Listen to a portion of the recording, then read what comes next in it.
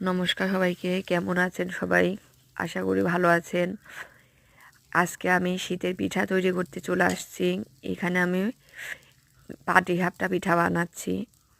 তো ক্ষীরটা আমি পাতলা করে দিয়েছি, আপনারা চাইলে শক্ত করেও দিতে পারেন, তাতেও কোনো ব্যাপার নাই।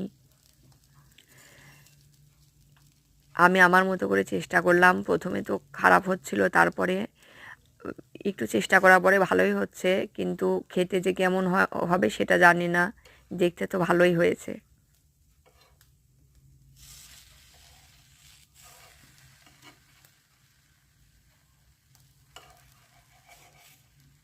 নমস্কার সবাইকে, কেমন আছো সবাই? আশা করি ভালো আছো, আমিও ভালো আছি। আমার একটু ঠান্ডা লাগার কারণে ভয়েসটা খুবই খারাপ হয়ে গেছে। দেখো, আমি শীতের পিঠা তৈরি করছি। প্রথমে পিঠাগুলো হচ্ছিলই না, তারপরে চেষ্টা করার পরে ভালোই হচ্ছে। আর তোমরা যারা যারা শীতের পিঠা খেতে চাও, চলে আসো আমাদের বাড়িতে।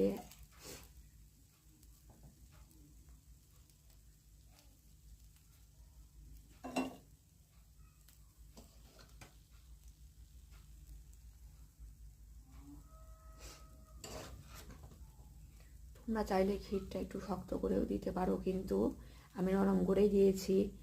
নরম করে দিলেও কোনো সমস্যা নাই।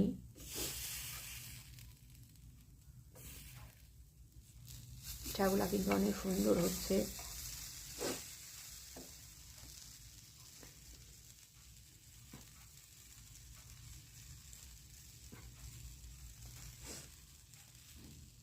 দেখো আমার পিঠা, প্রথমে পিঠা হচ্ছিল না, তারপর অনেক সুন্দর হয়েছে। তোমরাও চাইলে এভাবে করতে পারো। ক্ষীর নরম করে পিঠা করলে বেশি ভালো হয় খেতে।